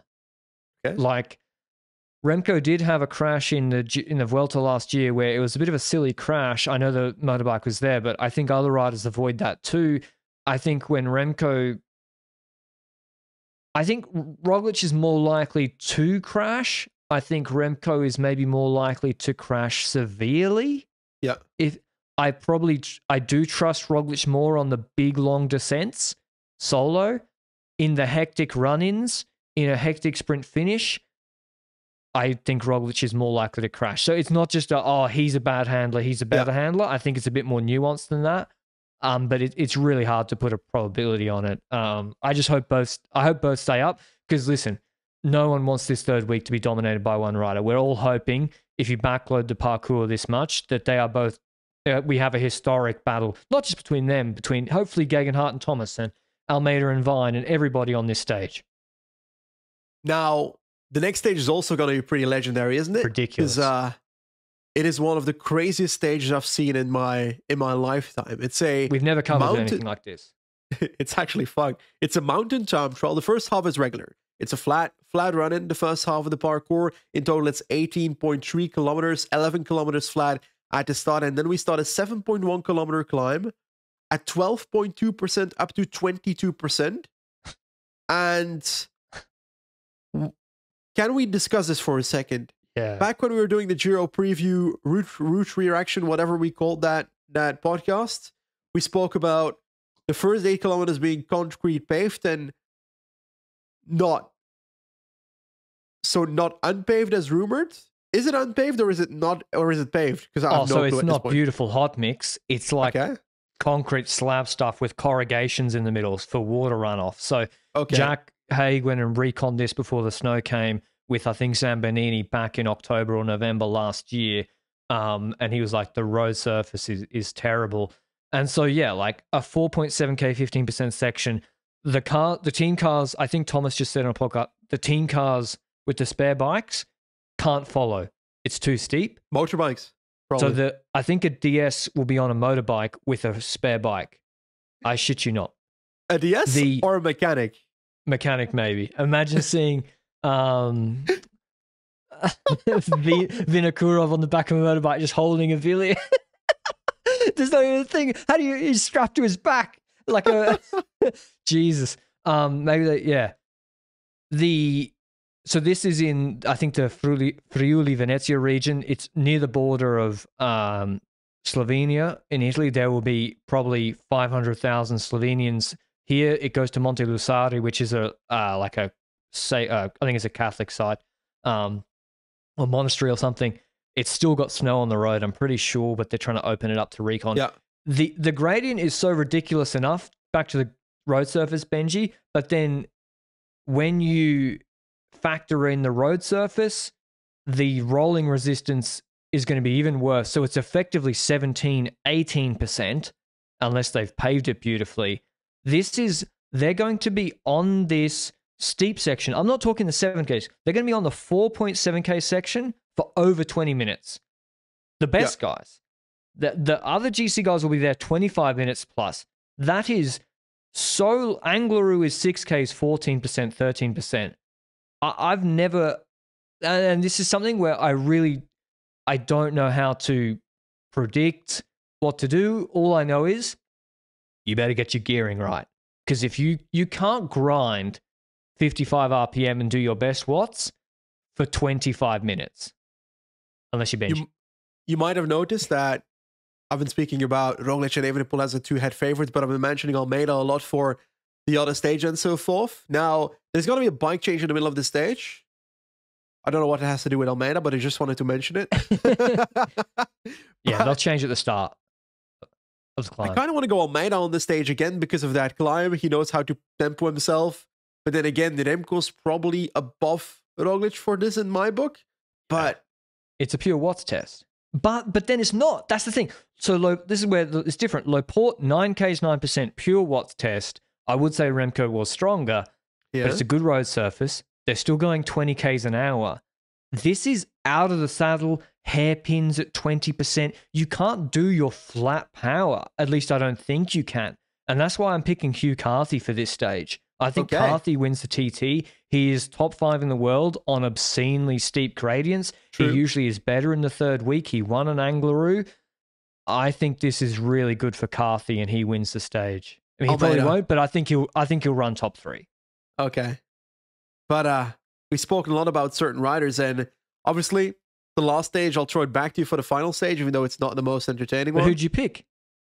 I went for Almeida. Oh, okay. Damn. You got him winning GC, I reckon. Last stage, they're finishing in Rome instead of Milan. It's still a sprint stage. Let's go with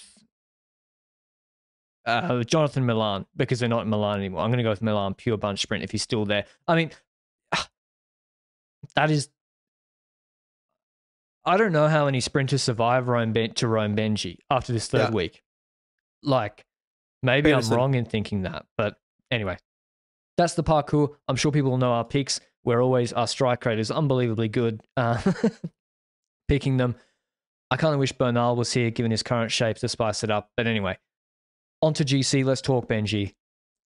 Do you think Quickstep are comfortable thinking we gain time in the TTs and we just defend for 3 weeks? No, I don't think that's possible. No. Like, I think they will be happy if they gain time in GC. I think they will try and gain as much time as possible in the time trials, but I think the mountain stage are going to be the deciding factor. And if they focus so hard on the time trials and haven't focused fully on the mountain stage, which I do believe that they will have done, then it's going to go bad. So they need to focus on those mountain stage as well. And if you're just good in the first 10 days, focus so hard on the first 10 days for those time trials, then it's going to be painful in the last week, I'm pretty sure. And that's why I've also mentioned Almeida a lot in the last week, because he's seemingly pretty good at these kind of like 8%, 10% kind of 8-kilometer climbs, that kind of area, because he's able to kind of stick with his own tempo while others are suffering, and he's able to come back to the riders that are dropping and then still compete at the end. And his performance on Laporte was pretty damn strong, let's be honest about it. Yeah. And I kind of feel like he's kind of underrated. Now, he should be third favorite. He should be third favorite. Indeed. I don't think he's going to be third. I think it's going to be higher than third. Ooh. Okay, so you think Quickstep will also try to be aggressive on certain mountain stages? They need to.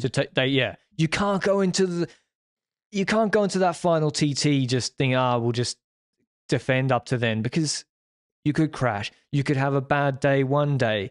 And to be honest, like Remco, look at what he did in Liège. Look what he did in Hafit. Look what he did in Norway. Look what he did in Pico Hano.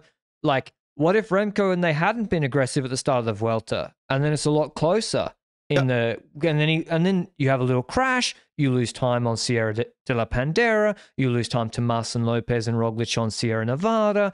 You don't know what can happen. So yeah, I agree. They're probably going to be aggressive on select stages. Which ones? Who knows? Probably, I think Bondone looks kind of good for them. And yeah, there's also stage 13. I think they'll try launch 2 and they'll be confident. Roglic, I don't really see how that Jumbo-Visma team can, apart from Kuss, really make those brutal mountain stages super hard. You know what I mean? Like, maybe Tratnik initially and Hessink I'm underrating, but I don't think as a unit they're as good as Vavaka, Van Wilder, and Hirt uphill. Kuss can do damage. But based on what Roglic said in some interviews, he seems relaxed. And he's going to try to stay close in the TT. He'll try to take bonus seconds, Pogacar style, in the Tour last year in the easier first week. And then third week, it's war. Who knows what happens? It's going to be fun, that's for sure. But what do you believe when it comes to the dynamic of other teams trying to hinder Quickstep and Jumbo? Because you said Bora a lot. Bahrain is also a team with multiple leaders. True. We've not even mentioned... I should have mentioned Caruso for one of those stages. I feel like they're going to get destroyed on the brutal mountain stages to the point that they won't be able to play their second leader, third leader cards. Okay, but say Croix-de-Coeur, Remco launches, everyone's gone. Roglic in the wheel on Croix-de-Coeur. Is Remco going to pull him on the descent, on the flat valley, and then all of Crans-Montana? So I see they could come back. Yeah. Or is Roglic going to pull with him? I don't know. The Catalonia, like, there was a frustration. That dynamic still has to play out. And Quickstep didn't really have a solution for that. So maybe they come, but I agree. Like, if these two guys launch, or if one guy gets dropped and the other guy goes full, if Remco goes full and he gets Roglic off the wheel early, he can take a ridiculous amount of time, like Pogacar in Teen, or the stage before in Grand Bonnand in Tour de France 2021. So, yeah, like, and Caruso's going to bleed time in the TTs, and Gegenhardt will lose a lot of time in these TTs. So, then again, would I be comfortable? You know, it's annoying if a guy's on 3-4 minutes and he attacks in week 3 early. You got Thomas in the wheel. But then, if Quickstep just pace with Van Wilder, Benji, and Remco launches, he's just going to drop Thomas. It doesn't matter if Gegenhardt's up the road. So, it would have been different if Wilco was here with Roglic. I think then maybe you have a card. Kuss knows that guy. But I'm struggling to see, unless Vine and Almeida are both top, they're the only guys where I'm like, their peak climbing is good enough that they can sit in the wheel of Remco and Roglic most of the time. Yeah, I think so as well. And you mentioned it there, for example, with the Kelderman Roglic kind of dynamic. I was thinking for a bit, like, should the Van Wilder Remco dynamic be in the sense that they should try and keep Van Wilder in GC, but I don't believe that. I don't believe that's a possibility in this Grand Tour, especially with the harder mountain stages. By the time that's valuable, your second rider, he's out of GC. Even with Kelderman, I believe that would have been the case. Probably. So I'm on the edge when it comes to that. So I think it's going to be pretty straightforward the way this Grand Tour will be ridden, in the sense that the brutal stages will be the decider. And you can talk about tactics all you want, but once we arrive at Croix-de-Coeur and Crans-Montana, it's going to be about the legs and the difference between the legs of the two riders there. And then it's going to be decided. And maybe if it's super close on every single one of those, then we can talk about tactics that could destroy each other. But we first need to see them both clash against each other on the major mountain stage. And tactics in week 1 will be irrelevant for that. So, and Van Wilder, to your point, like Pico Hanna, for example, the first mountain stage of the Vuelta, he lost 22 minutes. Yeah. I think he got dropped on Brenners. So you could be like, in theory, we'll keep Van Wilder, but then on Laceno, I did it in Catalan accent again, in Laceno on stage 4, he somehow just drops, and then that strategy's out the window. Yeah. So, and Kuss is kind of the same. Like, he's, who knows? Like, you could be like, let's keep Kuss in GC, but that's a very big long shot. So, and unlikely based on previous history. So I think it's going to be, I'm hoping that at least everyone stays on their bike. We get to week 3. That's great because Yeah. I do think the watts of Remco in particular, if Roglic has a problem and Remco can have that TT advantage and then they launch Crans-Montana, those watt per kilo tests, and Remco's in good shape, he could take an obscene amount of time. Because if he goes solo on Croix de Coeur, he'll do that valley quicker than your domestiques can chase, and then he'll do Crans-Montana. So pray to God everyone's at a similar level. But yeah, any last thoughts on the GC situation before we do our picks, Benji? We also always mention it's about the initial gap that a rider can create on the others, especially when it comes to Remco, who will use his aero advantage. But then again, the Roglic is also very aero. So there's not too much there as well. And it was very hard in Catalonia for Remco to get that initial gap on Roglic. But in certain moments, he did see Roglic suffer trying to close down on Remco. So the possibility is there. Will Roglic be able to do that to Remco? I feel like Roglic will be playing a bit more. It's difficult, because if you saw Catalonia, you would say Roglic is going to be playing defensive and hope that he can make the difference on the brutal mountain stages. While in reality, he might be on paper behind already by the time we reach that, so he might need to be aggressive. So it's going to be intriguing once we arrive in a certain stage to see how aggressive Roglic will be instead of Remco. Well, that's why Crans-Montana is so interesting, because we both think if it plays out like it does on paper, Remco has got a nice 45-second lead into stage 13. And so the Quick-Step think, well, we don't have to do anything. Anyway, my pick to win is Joao Almeida to win this Giro. I think Remco second and Roglic third, and Carthy fourth, Caruso fifth. I think Almeida wins Carapaz 2019 style. I'm doing this. See, the Portuguese fans are my fans now, Benji. I just stole them. I think Almeida's TT looks much better this year than before. I think Vine, if he falls out of GC and Almeida's got good legs, there's probably not too many people in cycling that you'd want to pace a long climb for you full gas, other than Jay Vine can destroy it to the last best 4 or 5 guys. And so, yeah, I think Choo Almeida's finally got a course that suits him. I can't fucking believe you did that. I'm just imagining myself. I'm taking my dog out and I'm going outside on the street, and I walk to the store with my dog, and then there's this Australian man that pops up from behind the bush, steals my dog, and my dog is Almeida as a pick for the Giro. So I've just been robbed, and I don't like it. But is your rationale have to go the same? For someone else? What? Sorry? Was your rationale the same, like Carapaz style? Steals it? Not necessarily, because what Nibali and Roglic did that year was pretty stupid, especially Nibali, which is Remco sad to say. And Remco would pull 100%. That's a sad part. Then again, he might get angry. Yeah, but he'll still pull. He'll shout every 5 minutes, but he'll still pull. So you can pick Almeida. I'm gonna go with Remco. But I don't know why.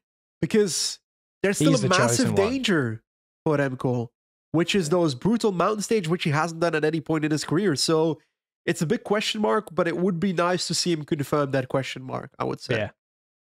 That's the thing. Like, I still have Carpena in my mind. You know, that's a 4,000 kilojoule day before second Carpena, and first Carpena and Nicole just bang, he's out the door now. He then went to Norway and destroyed everybody, went to San Sebastian, but before then was Swiss, where he was no good, where he got dropped by Thomas and Higuita, and then he went to the Vuelta after a camp. And so there's not this like, Pog is easy, right? You're like, Pog's going to do this. He's going to do that on that stage. He's going to be good there. That's simple. Remco, we don't know yet, but I think he'll still be good. I think I'm underrating Remco a little bit, but I want to be contrarian with Almeida. And I really think this course is good for Carthy, like really, really good, apart from the descents. But I wanted to be contrarian with Almeida. Wow, everyone knows you wanted to pick it up. Who have you got? So you got Remco, then what? Yeah. Almeida second? I'm going to go with Roglic. Roglic third, Almeida second, and Remco first. Makes sense. Who do you think from... I think Caruso is in good shape. I think he could do something here. I think so as well. I also think that he won't bleed as much in the time trials as you're saying, even though their equipment is not necessarily the top standard, I would say, but he's still a competent time trialist on paper back in the past. But it's a bit of a guessing game. I hope Cam not as well. That's what I hope. But I hope he goes for stages. I don't see it. I love that he went for stages. I agree. Yeah. I love that he found his identity. Yeah. And now it's kind of like, let's try a different identity. Well, yeah, let's go to being the boring, going for 7th on GC. Now, it's a big career achievement to run top 10 in a Grand Tour, and maybe he wants to do it once. That's fine, but I do like the identity he's carved for himself. Fortunato, top 10, Benji, absolute lock as well. You got to put him in there. And he's only lost 7 minutes in a time trial. Mate, what do you think the gap from 1st to 10th is going to be? It's going to be half an hour in this race. And he'll be there in 10th or 9th because he'll fight for it. He'll get in breaks, etc. Young rider, I've got Remco. You've got Remco. That's, I think, mathematical because we had him second and first. I wish Max Poole was here to go for it, at least he'd be wearing it when Remco was wearing the pink jersey in week 1 because Poole's TT is very good. So, yeah. Anyway, KOM, Benji. Oh, I don't know, man. It's who wants to go for it. We haven't, hand up, confession, I haven't looked at the points allocation of the Giro KOM competition, Benji. I dare say there's a fair few points on offer in the 3rd week on those climbs. So that tends to go to a GC guy. I'm going to go with Vine. I'm going to go with...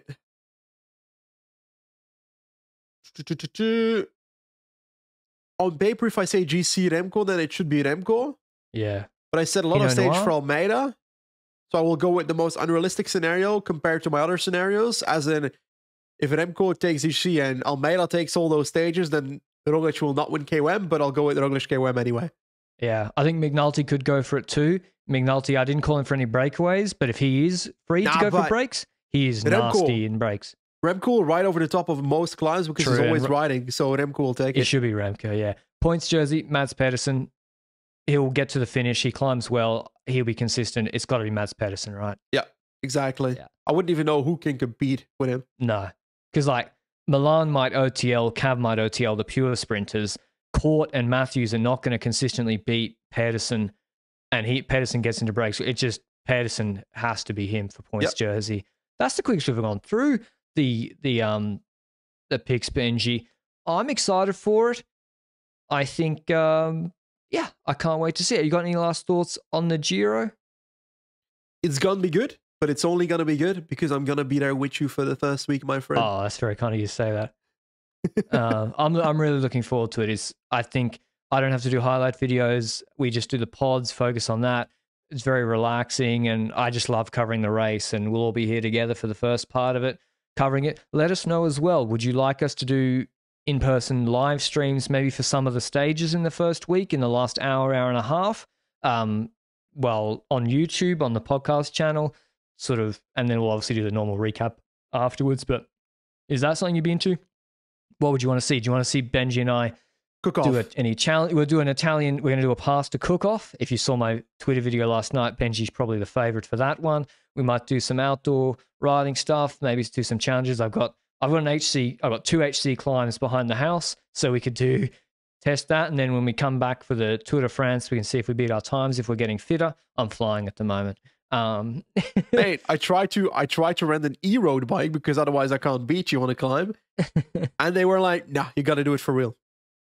Yep, that's what they said. So we'll be doing that. But yeah, we're really excited. GCN Plus, as we said, 15% off an annual pass if you want to watch the race. We're really keen. And let us know all your picks for the stages or even for GC. How do you see it playing out? But yeah, a lot of pressure on Remco. Will he deliver? That's all from us in our Giro preview. Until then, ciao.